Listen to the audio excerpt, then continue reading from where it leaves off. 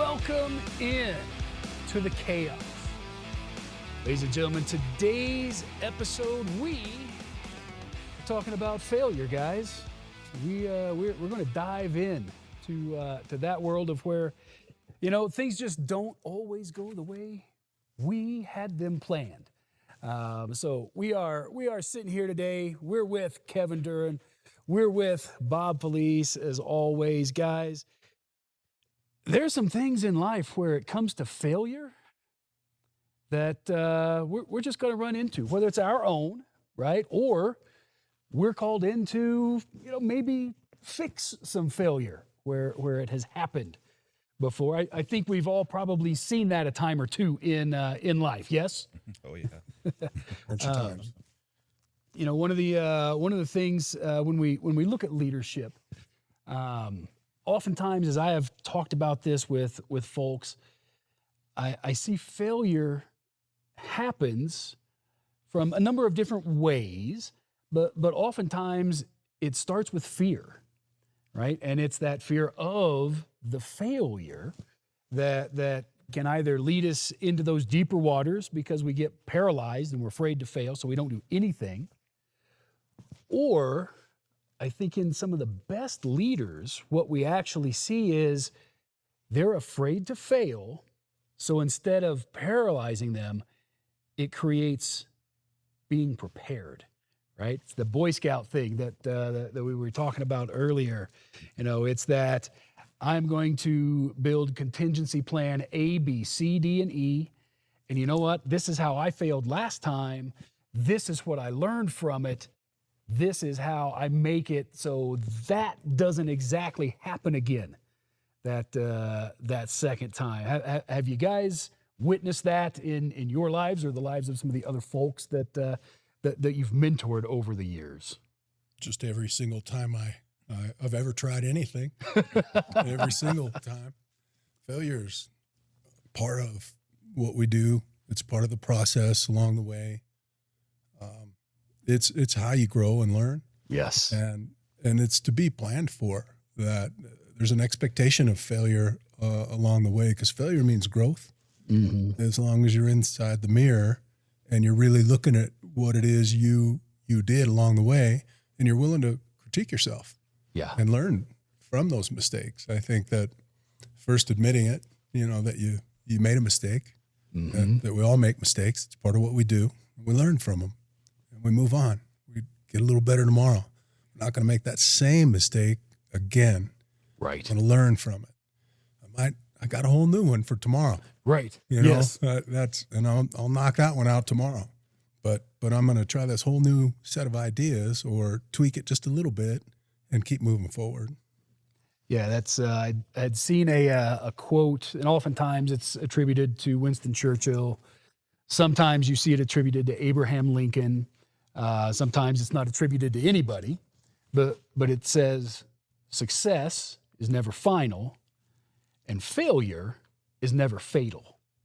And it's that idea, right, that we can go in and we can learn from whatever it was that we either saw go wrong, we did wrong, and hopefully not have that happen, the next time out, or even, weeks, months, years on down the road with that.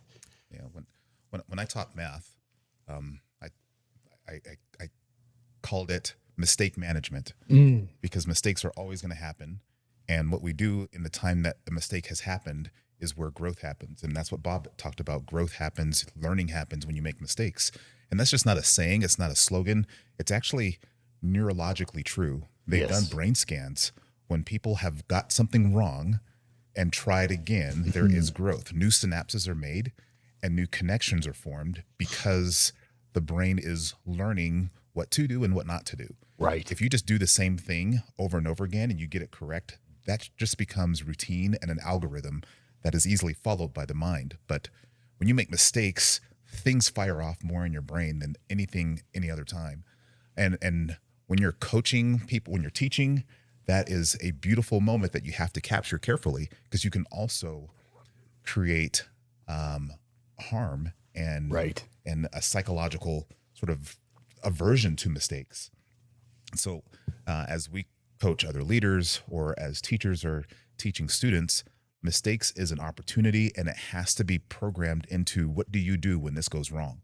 Right. Because if you don't have that plan, it just becomes something that you're hunting for right answers. And that's more of a traditional teacher sort of routine that we try to coach out of teachers, is find ways to ask more questions. And what if they get the questions wrong? How to pivot from that so that you're not breaking the student's will, but you're giving that student an opportunity to think more and think deeper. Yeah. It's that response.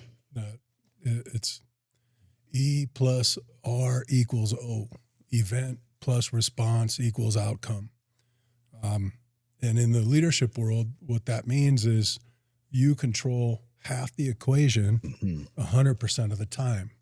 And so if we're always controlling our response to whatever lays in front of us, and I can remember the first time I got hit with this as a human, and it didn't have anything to do in my brain, at least I didn't think it did, with leadership, but it did. I found out my best friend died on the same day I'm named captain of the football team in college, and you're not okay in those moments, right? When you get hit with that sort of reality.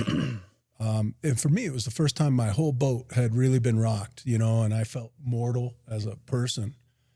How do you respond in those moments when you really get rocked? Yes. And I look back on some of those times in my life when I really got hit hard, and I'm proud of how I responded fairly quickly. Later, I lost my brother. And it's those moments when you really face the emptiness and loss, real grief, that you're kind of in that mode where you get a choice. You have all this emotion and you're feeling hurt and sad and angry, and you can do something with it positive, or you can let it just eat you up inside. And I like something that I learned a long time ago out on a football field: grind in the details of good habits. When you're getting your butt kicked, grind in the details of good habits. So what are those good habits? For me personally, it's go back, get in the gym. It's eat right, eat healthy. It's start reading more books. It's, those kinds of good habits. Start praying, practice gratitude, get in your journal. It's those things that I do. And it's go back to what to be good habits, and grind in the details of those good habits when you're faced with the catastrophic thing. And the other part of that is set yourself a goal, man. Set yourself a big darn goal. You lose somebody you love, you go through a divorce, you go through some depression, some type of hard thing. Set yourself a goal, man, and start grinding in the details of those good habits. Surround yourself with teammates that will hold you accountable to whatever it is you said you were going to do, right? That's how we respond. And so I think back to like when my brother died, my response to that was, you have to imagine at the time I'm the strength coach at Mesa Ridge High School. I'm coaching football, and I'm thinking, well, I'm going to bench press 600 pounds. And that may just sound outlandish, and it was outlandish. But you know what? 9 months later, I did it. Yeah. Sean O'Connor, who's the principal of Falcon High School, was my spotter when I did it, and 600 pounds, bar bending. And set yourself a goal that you really don't think you can reach, that is slightly maybe outside of your reach, and start striving for it, because you have all that extra emotion and energy pent up. Use it for some productivity. Here recently, I didn't get selected to be on the school board. A really great guy got selected. Jack Ryan is our new school board member, and he's an awesome dude, and I'm really glad he got selected. But for me personally, I took a hit, right? Like that was an L for me. How do you respond to that? And so for me, this is what I do with most everything: pray, listen, act. And so I was in that pray, listen mode for for a little bit because I wasn't sure, what am I going to do next? What's next? How am I going to respond to this? And it took a minute, but I feel really good about how I'm responding personally, how we're responding, how you guys are helping me with that. Because here's what we're doing.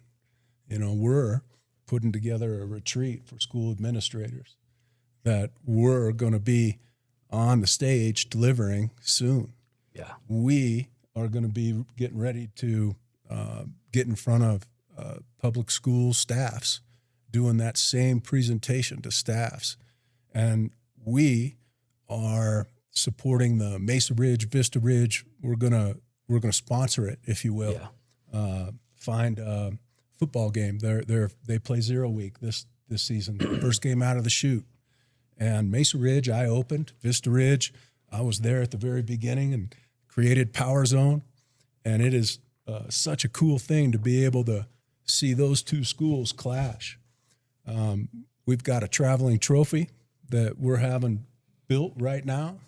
Those two teams will face off for the Chaos Cup, a traveling trophy that they'll get to keep, and it'll go with the winning team. And here's the thing I'm really proud of the most. Both those principals at Vista Ridge High School and Mesa Ridge High School are intentionally striving to be level 5 servant leaders. Yes. And we are recognizing that. And because they are who they are and they're trying to lead their buildings in that way, we want to honor them and support them by giving them some donations that hopefully we'll give them to be able to spoil their staff with. Yeah. And just treat them the way they want to be, that they want to treat their staff.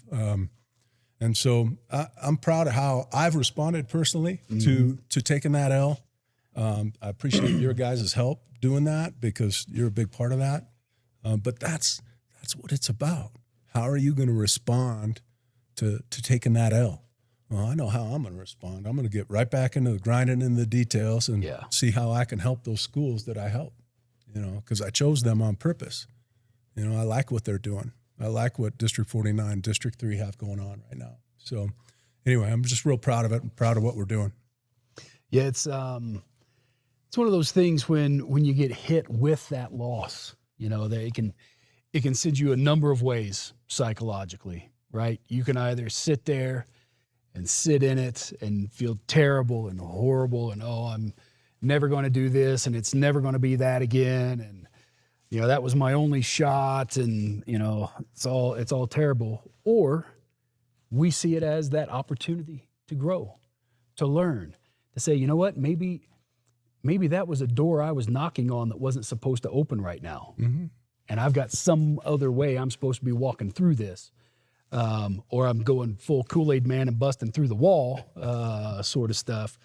I'm going full Kool-Aid man. I am for sure going full Kool-Aid man. I'm an old baseball player, right? Played through college, played after college, coached forever. And I always told my players, baseball is about learning from failure. Because in baseball, as a hitter, if you fail 7 out of 10 times, you're one of your generation's best talents. And if you fail 6 out of 10 times, you're the greatest to ever play the game. And you failed more often than you've succeeded, which is, on some level, just a wild concept that I could fail 6 out of 10 times and be the best to have ever done something. No doubt. That's one of those wild things. And, as we are going through today, right, we are going to look at those failures. We're going to look at our own failures. We're going to look at the failures that we've seen and hopefully be able to give that hope to folks in the audience of success is not final.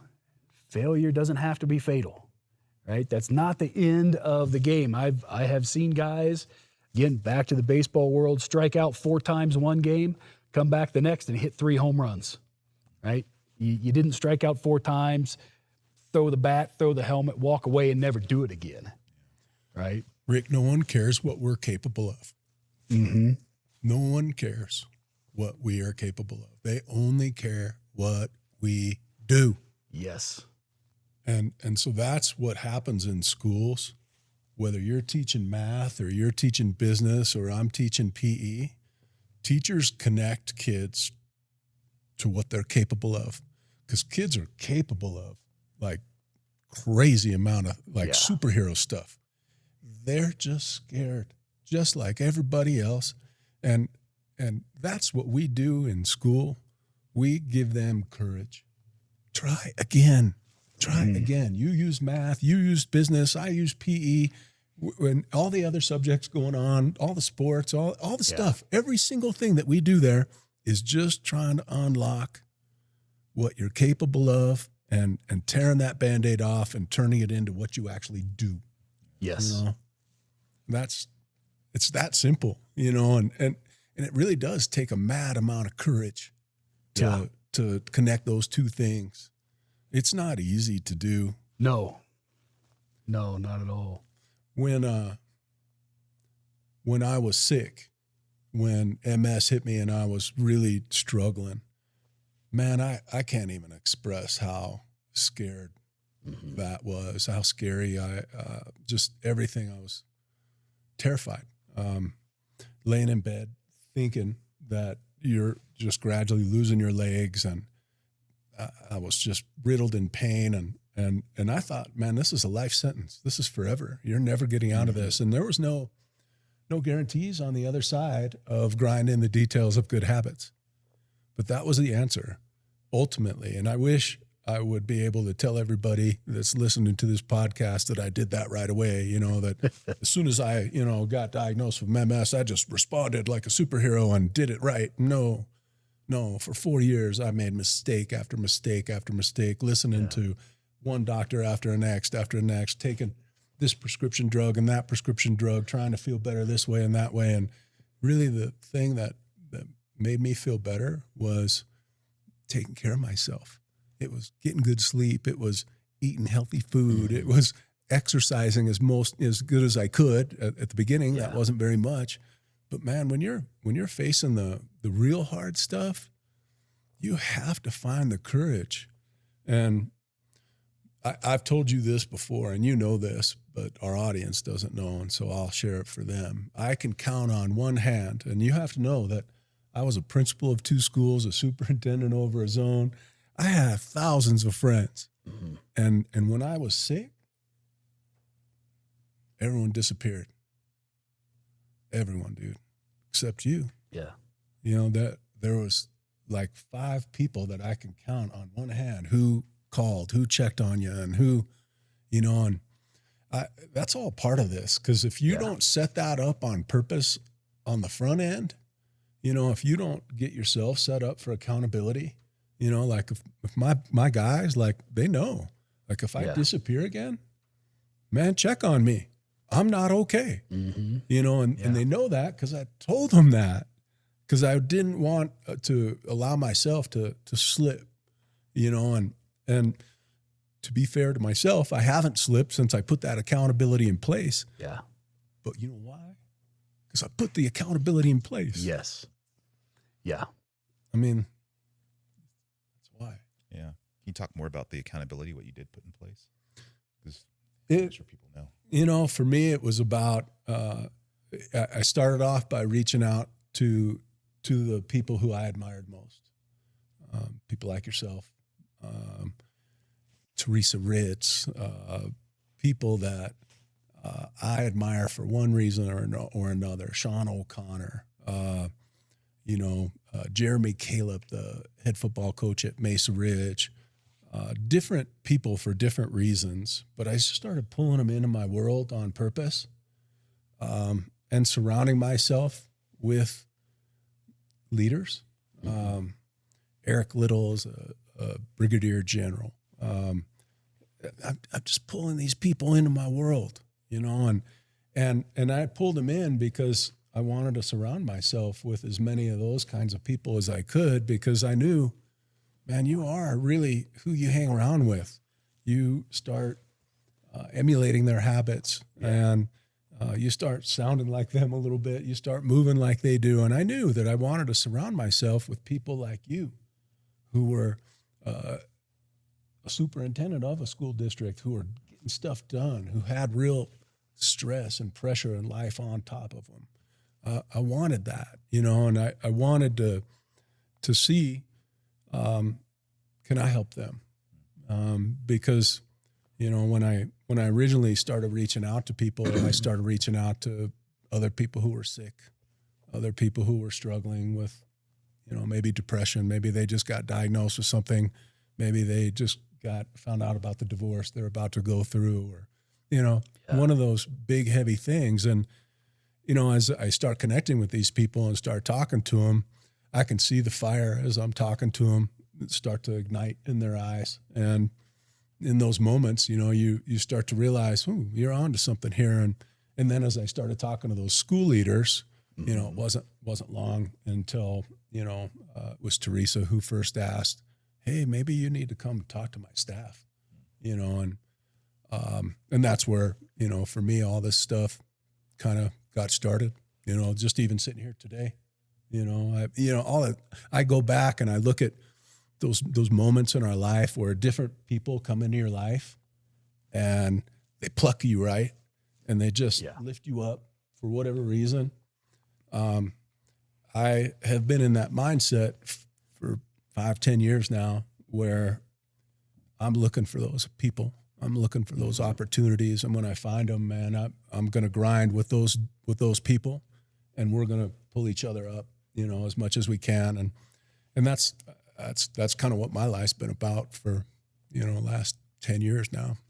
Yeah. It's a lot about the attitude, right? Yeah. When you find yourself in that stressful situation, and when the wrong kind of chaos is going on. Yeah. How you put the right chaos back in, starting to reorder different things. And that it reminds me of the last year that I was teaching in a brick and mortar high school. Mm-hmm. And that first day that I was in there for that last year, we just got a new principal.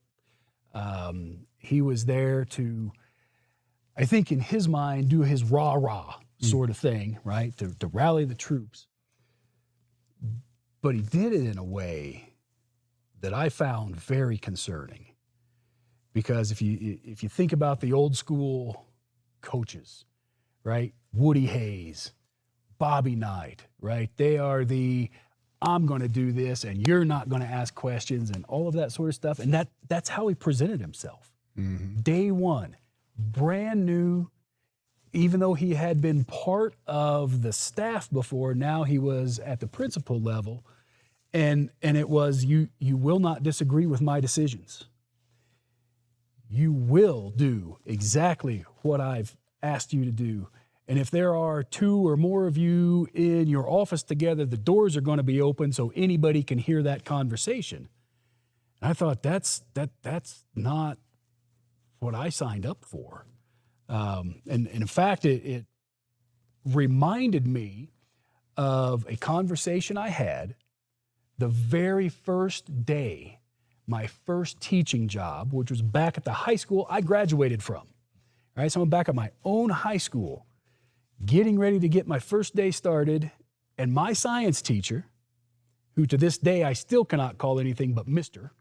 He will always be Mr. Simpson. I don't care. He said, "You want to know how to know when you're done?" And waiting for the bell joke, I said, "Sure. Tell me. How am I going to know when I'm done?" He said, "You're going to know when you're done the day you wake up, you still love your students, you still love to teach your subject, but you don't want to deal with the administration anymore." And that day in August was the day I went, I don't want to deal with the administration anymore. Yeah. Now, we all know school years start in August, right? I had a whole year of I don't want to deal with administration anymore. It also just so happened that was the year in Colorado SB 191 came out, where they said 50% of the teaching evaluation was going to be based on standardized test results. And I said, I teach business and marketing. What am I getting graded on? And the response was math. I don't teach math. I teach a 2-week lesson on pricing things. But you want to grade me on the English part? That's fine, because we write a paper a week. I'm good with that. But math? Now I'm going to be 50% of my evaluation is based on something I don't even teach. That further solidified the done part of it, because sometimes, even at the state level, we make weird decisions that get passed on, and we don't ever think about anybody doing these other things. But I had to turn around and go, okay, I might be done, but how do I still take care of my kids all year, right? How do I still get here every single day and not let them know I'm done, right? Because if they know I'm done, then it's all done, right? None of this is going to work. So how do I go through? How do I look in that mirror? How do I decide this is how I compete today? How do I lead those kids? How do I love on those kids as we're doing all this stuff? Rick, when you were a little kid, did you ever go out for a sports team that you wanted to quit and your parents made you maybe stick it out? Did that ever happen for you? You know, here's the crazy part of that. No.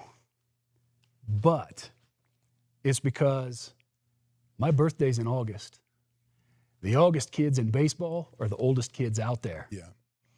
And the August kids are the ones who are the leaders. Right. So from the time I was 5 years old, I was the oldest kid on my team. Yeah. And the one that everybody looks up to and gets pushed to lead. And how do you go? And how do you do more? Yeah. I was 8 years old playing with 10-year-olds. I was 10 years old playing with 12-year-olds. I was 14 playing with 18-year-olds. My whole life I have had thrust into, in some way, shape, or form, a leadership opportunity. When I was 20 years old, I was running 2 restaurants because I got hired in October, and by February, the head chef had quit. So they said, will you go do this? 20 years old, running 2 restaurants, still in college, working 80 hours a week, sometimes going to school.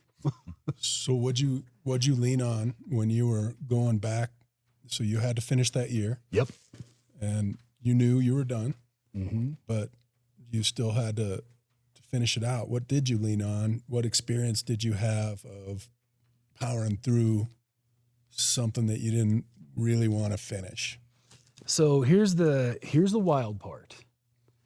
And it's all about my kids, right? I did not want to let them down. I did not want to be a failure for them. I was the kid that put in the 10,000 hours plus with baseball. I was the kid who's throwing the ball or hitting the ball against the barn every day, throwing it up onto the roof of the house, catching it when it comes down. We had our house was brick halfway up. I had a rectangle drawn on the side of the house that I pitched into because that was a strike zone over and over and over. That was the direction with those kids, is I'm not going to let you guys down. I am going to do what I have to do to leave this program better than I found it. So when you were a kid, what do you credit that to? The fact that you were out there playing, practicing day after day after day, kind of that Black Mamba, Kobe mentality. Where'd that come from? You know, that's a great question. I would almost go to pro wrestling, but it wasn't quite there yet, right? But it's Bret the Hitman Hart. I wanted to be the best there is, the best there was, and the best there ever will be. Yeah. So there's some ego, right, involved in that. Yeah. But it's I can remember being 8 years old and we lost a game. We lost a championship game because I'm playing third base and I made an error at 8 years old. And I remember going out the next day and just taking ground balls because I was not going to make an error again to lose a game. Got it. Wasn't going to do that. I may have failed 7 out of 10 times at the plate, but the next year I'm only failing 6. And maybe the year after that, I can only fail 5. trying to compete and get a little better and a little better and a little better. And, sort of the end of that story in there is that year, my kids, my DECA kids, we sent the most kids to the state competition that we had ever sent in the 4 years that school had been open. Mm-hmm. The most kids we'd ever sent. Now, they've probably sent more since then, because my hope is I built the foundation of that program that when I left, it just continued to get better and better. Yeah. But I was not going to let them down. Right. Because if I let them down, I've let me down. I've let their parents down. I've let the school down. And maybe none of that really ever happens. But in my mind, I'm doing it for these guys, because we will succeed. We will get here. Never thought twice through the rest of the year about, I'm not coming back at the end. We got to, I think it was probably March of that year, and the principal had said, we're going to non-renew you for next year. And I'm thinking, I already non-renewed myself. I just hadn't told you yet. Right. Kind of stuff. But it's getting there. It's doing the same thing. It's that grind, right? We're going to grind it out every single day. We're going to do what's right. We're going to push it forward. We're going to make this work, because success is what that goal is. My perspective has changed over the years. Like when I was first a teacher and a coach, when you and I were teaching together at Weidfeld High School, I was not conscious of the consequences. And here's what I mean by that. I won't say their names, but I've got a handful, probably a dozen or so in my career, kids that I carry with me. They're dead, or they're in prison, or some other horrible thing. And every one of those, like, I carry those with me. They're all losses. Because I had, they're all individuals that, I coached them, or, I had the moment. I had that moment where I had the chance to give them all the magic I could give them. And I gave it to them, and it didn't work, and I carry those ones. Those are the ones I carry with me, that I still feel those ones.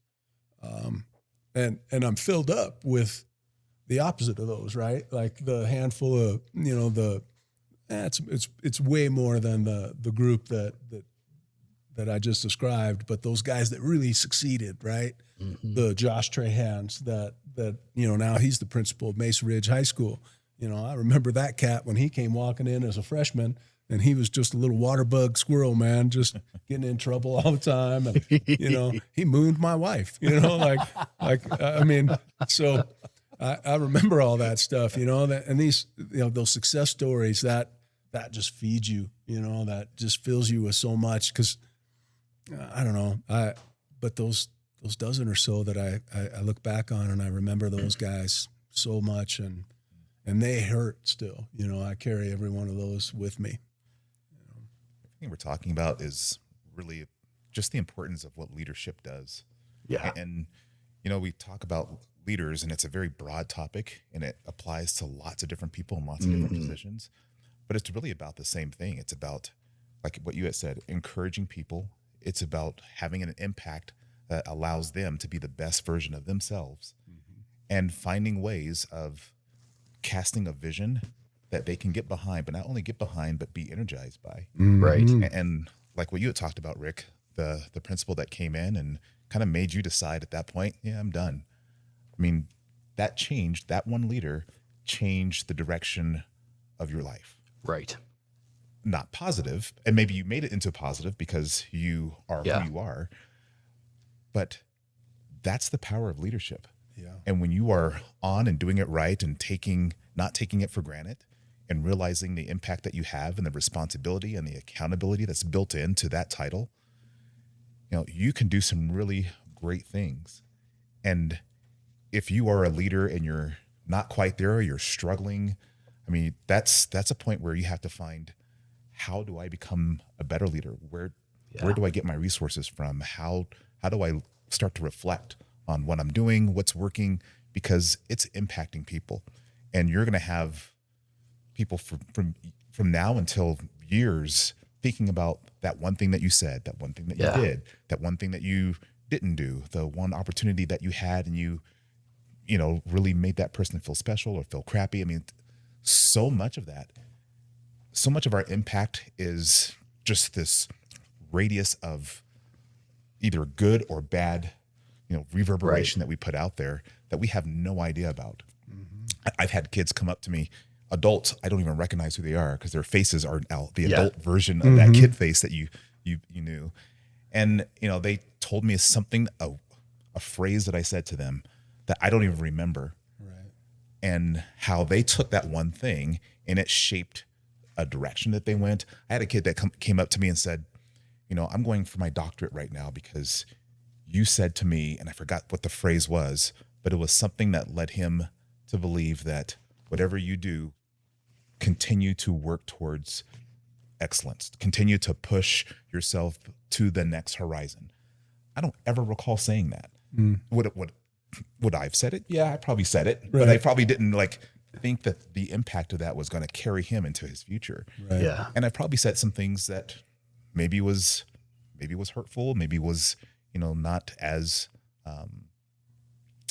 inspiring. Yeah. So, it's so important as we start to look at what the leadership capabilities or characteristics are, that it's just not leadership books. It's very vague, and this is important. This is one of the more important things that we do because it's the way that we can interact with people that brings the best or the worst out of them. Yeah. And it's an important thing for us to keep that in mind as we move through our careers.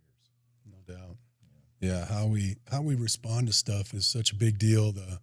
I wore this Coronado hoodie today, Coronado Cougars, high school I competed against when I was a high school athlete myself. And I got a chance to go in and for a couple years, I went and lectured to their leaders. So their athletic director pulled all the leaders, captains of the team, you name it, leaders from all walks, pulled.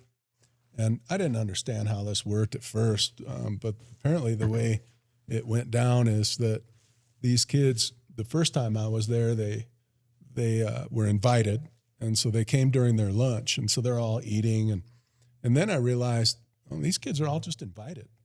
They're just coming to spend their lunch with you, and they didn't have to do that. So that felt pretty good.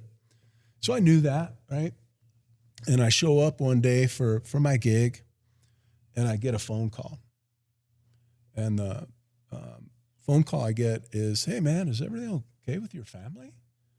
And I'm like, "Yeah, as far as I know." And just then my wife's on the other line, and I pick up the phone, and she tells me my cousin has committed suicide. And I just found that out. And man, I'm in tears, right? In the parking lot, and I'm broken. And I sit there for 5 minutes and I make a decision. I decide, well, I've prepared this whole lesson. I don't want to bail on these guys last second. Literally, I was in the parking lot. So I go in, I teach the class, and I hold it together, right? Like I did a pretty good job. It's 60 minutes or whatever it is. And just get to the end. And right as I'm about to get to the end, it's like somebody unplugged my brain. Everything that I had, the whole lesson, gone. And I'm just standing in front of all these students. And it really was like the last minute or two. And I just told them, I said, "You guys, I'm so grateful. I got some really bad news right before I walked in here. And man, this was such a good class." And it was like, they took my mind off everything. And that was all I said. And I just said, "Thanks." And that's it. And have a good, I'll see you next time. And they're heading out. And I start to walk out, and this kid comes up to me, just out of the blue. And he says, "Hey, can I pray for you?"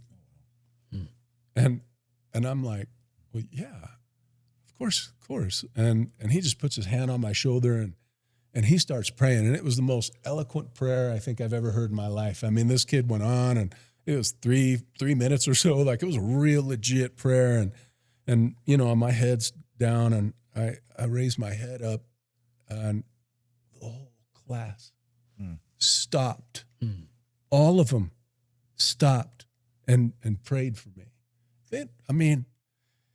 So I bring that story up. I wore the hoodie and with the intent to tell the story, because in those moments, man, when you get raw and you're hurting and you don't know where you're going to find it, sometimes you get a little boost from an unexpected spot. And those students that you get to be in front of all the time are one of the more, you can count on them being unexpected. That's kind of, but you can count on them, and they're there. That moment for me perpetuated a lot, because in that very moment, I was thinking about a lot of what I do was motivational talks to organizations outside of the world of education. And that moment when we lost my cousin, who was a school administrator, and at least part of the reason why the suicide happened in the first place was because he was working for a leader that didn't treat him well. That command and control, that beat you down, that hammer you. And I couldn't help thinking about that as you were talking about we don't always think about, what we say is going to be that inspirational thing, but we sure don't thinking about that thing we say might hurt somebody. But man, we hold a lot of power, and our words need to be purposeful and deliberate. Yeah. And we got to understand how much power our words hold versus other people's words. And it's important, and it's important enough that it really is a life and death kind of deal. Yeah. And that bad leadership hurts people. Yeah. I'm at war with that. That's good. One of the things when we look at leadership, right, and sometimes we hit that crisis side of things, and there are leadership failures that happen because of the crisis. May not be anything that leader was intending it to look like, but it's that crisis response, right? I can remember several years ago, school that I was teaching at, over the course of a couple of years, we had a number of major events happen. One family there, Marquez family, their dad was a Chicago cop who, about an hour before the school day started, got shot. So we had to open the day with 250 kids who either saw on the news that morning or heard on the radio as they were coming in that these guys' dad got shot that morning. How do we respond? Right? And there wasn't, as a teacher, there wasn't a particular contingency plan for that, but we dealt with it. We dealt with it head on, and started the day, instead of chapel being third period, we shifted the schedule. Chapel was first. Started the day that way. Two other times we had students who died. One in a car accident at lunch that day. Another one over the summer. And we had that plan in place to go, hey, here's what happened.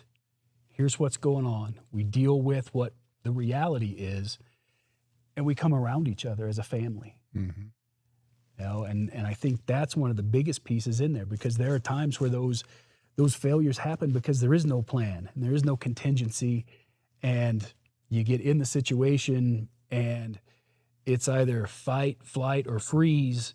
And oftentimes there are folks that will just absolutely freeze and go, I don't know. I don't know what classrooms you guys were in September 11th, 2001. But there was no contingency for any of that. I didn't teach a single class that day. But every class, we sat together and prayed.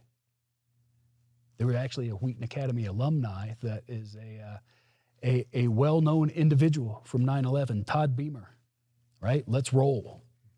He was a Wheaton Academy graduate. His best friend and roommate in college taught across the hall from me. Wild. There's no contingency for any of that. But there is that opportunity for the leadership to come out, to shine. Nobody asked me what my lesson plan was that day. What hopefully you had in that moment was permission. Yes. That was handed out over the course of a lot of time, that you understood the mission. And the mission in that moment is to love the kids. Yeah. That. Think about your family. You know, that's when you face crisis, what do? Well, you love your family. Yeah. It's no different. That we respond the same way in our work with our work family too. That in those kind of crisis situations, right, where we just lost somebody, some real horrible thing, tragedy happened. That's how you respond. You respond to love. We define love like this: it's encouragement, it's strategy, and it's accountability.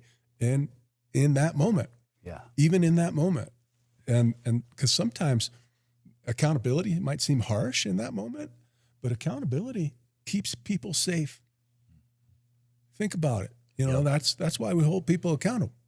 Because we want to keep them safe. You know, especially kids. Yeah, especially kids. And so, don't be shy about loving people. Love them hard. Especially focus on encouragement. You know, which is always. But don't be afraid of accountability ever. If those moments appear, even in the hardest moments, you know, that because I need the guardrails. I want to know, especially in that crisis moment, that you're not going to let me go do something stupid. Right. Because I'm extra capable now in those crisis moments, especially if I'm young. Yeah. You know, and so that's how we respond. We respond with encouragement. We respond with strategy. We respond with accountability. Yeah, I think the most important thing to get ready for a crisis is to do all the perfect leadership characteristics ahead of time. I mean, we have to be that loving, coaching, holding teachers accountable, casting a vision, because they need to know that you are a trusted person in this moment, and you can be trusted if things really start to heat up. Mm-hmm. You know, if you don't know your staff, you won't know. I can think of, in a crisis, there was a teacher that I would make sure that I would get into her classroom and check on her. Right. Regardless of what the crisis was, regardless if it hit her personally or not, she felt everything everywhere all the time. Yep. And so I knew that about her.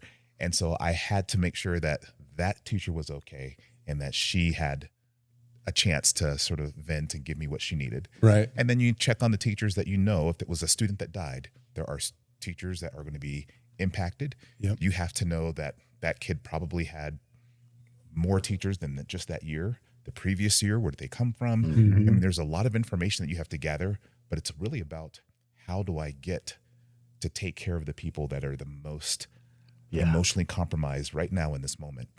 And then how do I express to them in a way that I'm human, I'm doing the best that I can, I care for you, I'm going to try to help you get through this moment. Maybe the best thing I can do for you is just let you get through and teach the lesson. Mm-hmm. And that's, you need permission just to keep things status quo. Maybe the best thing for you is you need to talk about it with the kids, or maybe you need to be gone for that period or for the rest of the day. But it's just a fluid thing. Mm-hmm. All crisis issues, we try to like plan and go through practice, mm-hmm. you know, but every time that there was a crisis, there was no one set crack open this case and then deliver this thing. It was always different. It was because all crises aren't emergencies. Yeah. Mm-hmm. So you might have a crisis, a student death or some tragedy that isn't an emergency. You know, like it's not code red. You know, we've got a shooter on campus, right? That's a totally different thing.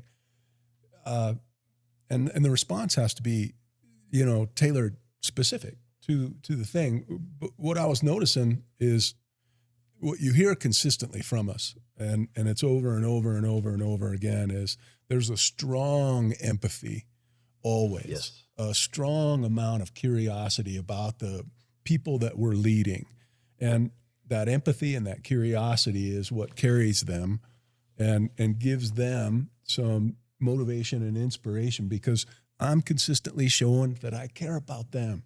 And once I prove to them that, I know you care about me, now I care about you too. We care about each other. Now we got a thing. Now, if we can get another person in, now we got a team, and that's kind of what we do.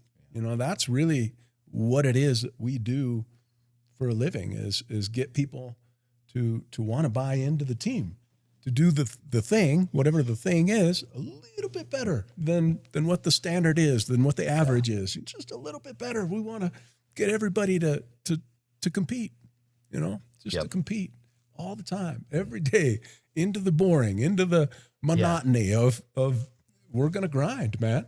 We're going to grind in math class. We're going to grind in business class. We're grinding all day. Here we're going to go grind again. Yeah. But each time you go from period to period, hopefully you're in front of an instructor who has some passion, who cares about whatever it is they're teaching. Yeah. And you get swept up in that a little bit. That's the ideal scenario. That's what we want in every class we have that we offer. And I can say that by far the majority of our classes and our schools look like that. Yeah. It's an exception when it doesn't. Yes. And so that's, I think that getting that message out there, because there's this perception out there that, schools are one of a handful of things. Either A, they're inept, or two, they're B, they're indoctrinating, or, we're never doing what it is we're supposed to be doing. It's just not true. Yeah. It's not true at all. What's going on is exactly what's supposed to be happening. Yeah. It'd be nice if we expanded that a little bit, because right now the scope is pretty narrow. Yeah. Pretty well focused on math, English, science, right? It's history, the basics. It's pretty well focused on just that. It'd be nice if we expanded that out a little bit.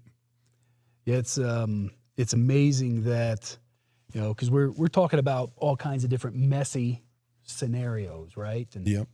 And really that's at the heart of what we're trying to take care of on that leadership side, on that love side of things, trying to take care of the messy, and none of that messy shows up on the current scoreboard. None of it. No. It does, but it doesn't, right? Because it's when you can help care for all that mess, the scores that are on that scoreboard improve, but it takes a little bit of time in there, right? It's not an immediate, oh, well, we handled that crisis. Oh, I guess we're going to, bump some math scores this week then. It's not like that. No. It is that culture of being able to not only show the heart, have the empathy, but to hold it accountable, and not just accountable to these things, but to these and to these and to these, because up here is where that goal is, right? That always seems just a little bit out of reach, but we're going to keep pushing and building and delivering to get a little closer so we can push it a little further away, so we can get closer so we can push it a little further away, because the last thing we want to do is go, oh, great, met the goal. I'm done. Yeah, I'm self-actualized. I hit it. That's all over now. Exactly. It's a never-ending mountain. Yeah, it is. So picture this. Picture a summitless mountain. So imagine that.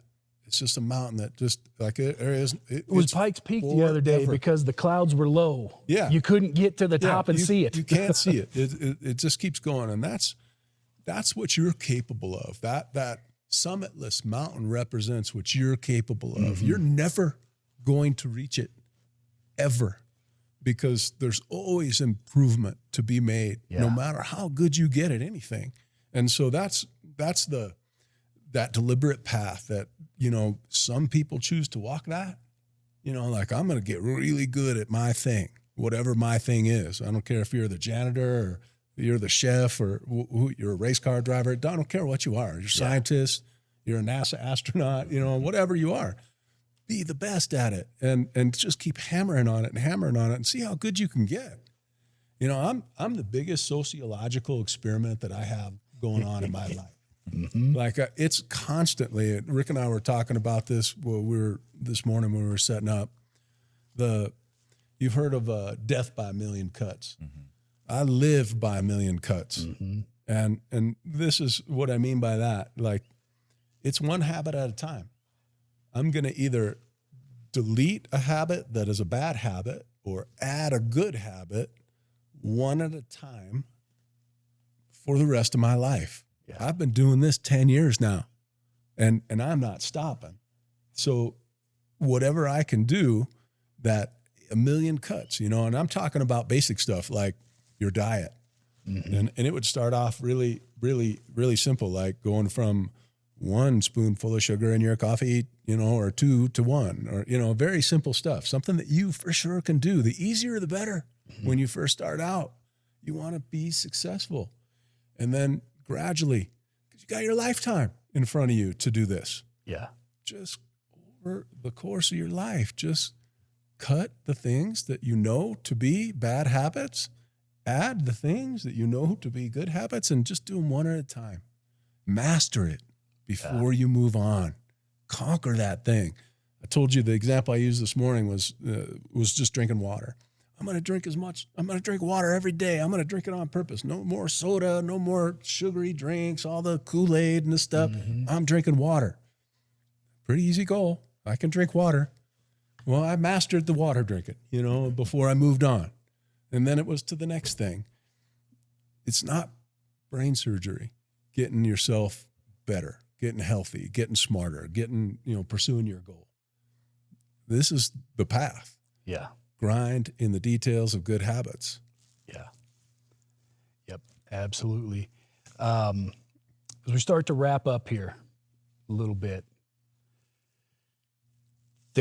I know we could probably do another hour on key takeaways, but Kevin, I want to start with you here.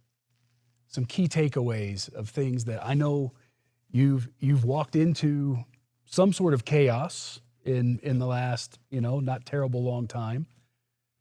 What are some of the key takeaways you've seen in walking into that chaos and putting the right kind of chaos back in its place? What are some key takeaways? Here's some seeds. Yeah, there's just to kind of lay the foundation of that. I was called in the last 2 weeks of school to step in as the principal for a building that lost their principal a couple weeks before that.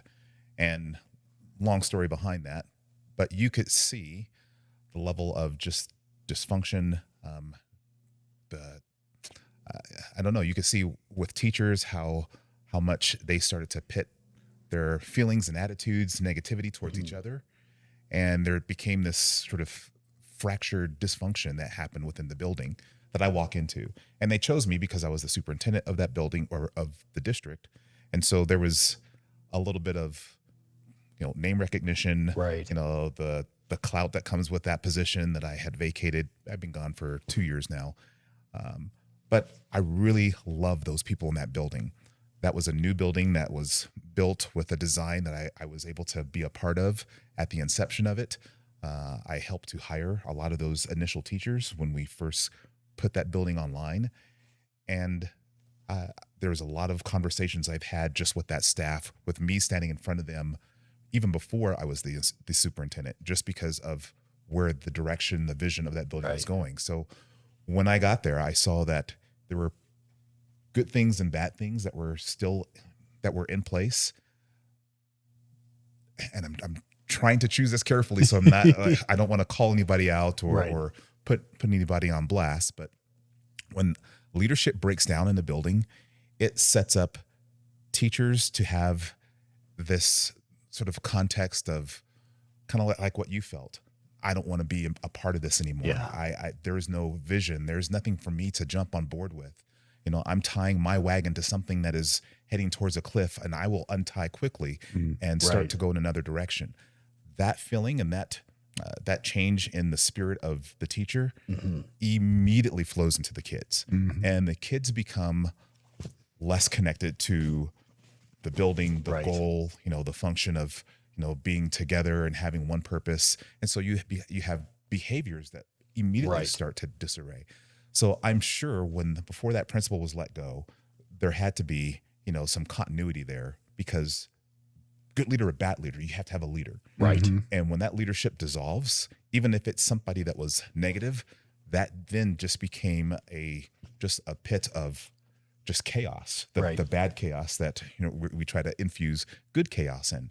So to get to the point where I got there, when I got there, I saw immediately that there were a lot of just, bad habits with students. Teachers had given up. Teachers stopped holding students accountable. And, it's the end of the year anyway, so kids don't want to be held accountable. They want Right. they want to see their summer selves now with their friends in your building. Yeah. And you have to discourage that by doing exactly what you talked about. You have to set them a goal. You have to focus them on a priority, and you have to give them challenges up to the very last second of the school year. Yeah. Otherwise, it just devolves. So the first thing I wanted to do is become a presence and a force in the building. I wanted them to know that I am the leader. I am the one that is going to hold you accountable, and you're going to hear me before you see me. And so that was the first thing I did. Was I walked around to all of the teachers. I made sure that I said hi to the teachers. I made sure I stopped their class enough for all the kids to turn to me and say, "Oh, hello, who is this?" I wanted them to know that this is the new guy. This is the new guy. Yeah. And in the hallways, I didn't want to become, Darth Vader to the kids. I wasn't trying to impress Right. that sort of atmosphere, but I wanted them to know that I was not afraid to ask them who they are. What are you doing? Or even if the kids wasn't doing anything wrong, what's your name? What class are you going to? Who's that teacher? Just Yeah. I had so many different interactions that I felt like this was the step one to how to take negative chaos and start to turn it positive. It was nothing but trying to figure out how to engage and interact with both students and the staff, how to love on the staff, how to ask them what they needed, ask them how their day was. I could do a whole show Yeah. just on those 2 weeks, because there were some things that happened that I had to jump in and was like, I got to love on that teacher now. I got to get to that person. And there was a teacher that I called her at home after the fact and was like, "Hey, are you okay? What's going on?" Joke around with her, get her to change her perception of what just happened that day so that she has a better perspective going in, because I needed her back in the classroom the next day and feeling positive. So those leadership skills is really about embracing and strategically, giving both staff and students the impression that you care, that you love them, that you're there for them, and that we're in this together. And without that, man, the whole thing it falls quick. fast. Yeah. And the damage that it does to students and the community is immediate. And now that we have, this society where everything is posted on social media, that goes out as a reputation quick. Yes, it does.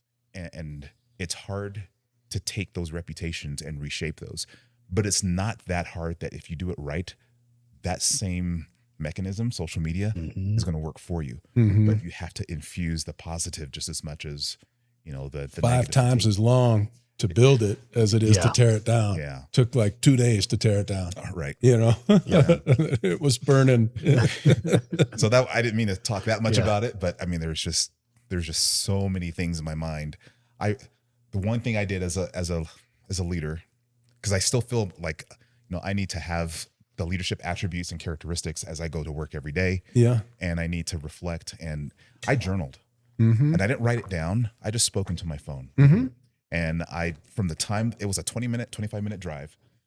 From the time that I got in the car to the time I pulled up and parked the car, I talked about everything that I learned that previous day and kind of spoke into what I wanted to do for that day as I parked the car and walked into the building. And that was so helpful. Yeah. At the end, I took all of that, and now there's AI that you can just push all of that information into. Right. And it just summarized all of the things that I was feeling, that, the leadership characteristics that I wanted to make sure that I brought out. I mean, everything that I thought about was nicely summarized into a way that I could write a book from when you do that, when you say, when you do that out loud, like you were doing, journaling out loud it's one I'm going to throw in now, because I just heard you say you do it. Anytime you pray out loud, anytime you say your goal out loud, anytime you journal out loud, what happens in your brain is there's this part of your brain called the reticular activating system, and it never goes to sleep, man. It just, it's functioning all the time. So at night when you're sleeping, it's cooking. And so you just told it what was important. And we do that every time we say a prayer out loud, anytime we say a goal out loud, anytime we journal out loud, especially if we have AI summarize it for us and give us the key points. We are teaching our reticular activating system what's important. And what's important about that is it never stops working. And so imagine your brain is a system of files. It's not, but just imagine for the sake of a conversation that it is, that it's a system of files. And your RAS will go into those files all night long, looking for anything that is related to what it was that you were journaling about. And you wake up literally with solutions to problems that you didn't even have that question in mind. And all of a sudden you've got the answer already. And that's what you were doing and so I just wanted to bring it up because it's super important. It's a real tool, real skill. Pray out loud, say your goals out loud, journal out loud. Because when you do it, you're literally teaching your brain what's important, and it'll grind on it. Can I add something to that? Yeah, please. I mean, the one thing that I used to do when I was teaching math was we had big problems, something that you couldn't solve just immediately, that you had to like read and take all this information, organize it, and then focus on how to come to a solution. It wasn't a quick problem. I never defined a problem unless it was something you couldn't solve. If you could solve something, that's just a task. Like mowing your lawn is not a problem. You just mow it. Unless you don't have a lawnmower. Right. Now it's a problem. Now you have to you're out of gas. That's a problem. But the thing with those problems that you can't solve initially is that you have to, just like what you talked about, you have to get it into your brain to the point where that subconscious part of your brain that never shuts down is now working on it. And if you've ever, perfect example is when you can't think of a movie or a title or somebody's name and you're grinding on it, you're thinking about it and it's driving you crazy, and then you just stop thinking about it. That grinding shoved it back into that part of the brain that starts to work. That's why I always remember whatever it was when I'm taking a shower later. And then when you aren't thinking about it, it just comes. And that's a huge part of, a skill as a leader that you can use to help kind of channel other parts of your ability to problem solve without thinking that you have to grind and think and stress yourself out. Utilize that because it's earlier. I brought up pray, listen, act. Right. So, and then I said that I was in that listen phase for probably a few weeks after I didn't get the school board thing, and really trying to decide, okay, what direction now? And that it really took that, and I was conscious of it. I knew exactly what I was doing. I was doing it on purpose, focusing on this one thing, praying about it, saying it out loud all the time until eventually I knew that the answers were going to come, and what the answers were for me in that particular situation. How do I respond to that, L? Was, well, get back to it. You and I started this podcast by working on the retreat in the first place. And so and then all of a sudden it just all started coming together. Like, oh, let's get this retreat going. Let's get that out there and rolled out for schools to work with. And, let's get back to focusing on the main thing, like grind in the details of good habits, right? Like that's what you do. And so it just came to me, and some people who have their faith would tell you that's God, that's God talking to you, wherever you're at on this, that's where I'm at, but that's how your brain works. That's how your brain works. It's fun. I oftentimes will talk about, especially back when I was at Wheaton Academy, I could give the scripture and the, chapter and verse on everything, but oftentimes I will talk about that leadership, right, side of, hey, historical this, that, and the other. And one of my favorites to talk about on that leadership side is Moses. And it's not because he parted the Red Sea. And it's not because he did all these miracles and the plagues and that sort of stuff. It's because he reminds me of Luke Skywalker, right? If you remember in episode 4, which is the first, but it's the fourth, but whatever. A New Hope. Yeah, yes. And Obi-Wan says, you need to come with me. And we're going to go do these awesome things. Luke comes up with every excuse in the book, right? But I was going into Tashi Station to pick up some power converters, right? Whiniest kid out there. But by the final trilogy, we see that he is the wizened renewer of the Jedi Order and that sort of stuff. And I see Moses the same way, because Moses grows up in Egypt, has an easy life. They discover he's a Hebrew. He becomes a slave. He's out in the desert, and he sees this bush that's on fire but doesn't burn. And he starts being told, Moses, I'm going to use you to go do this. And his first response is, but I was going to Tashi Station to pick up some power converters, right? It's, well, who am I? Who am I that I should do this? And God tells him who he is. And he goes, well, who are you to send me? God tells him who he is. And, well, what if they don't believe me?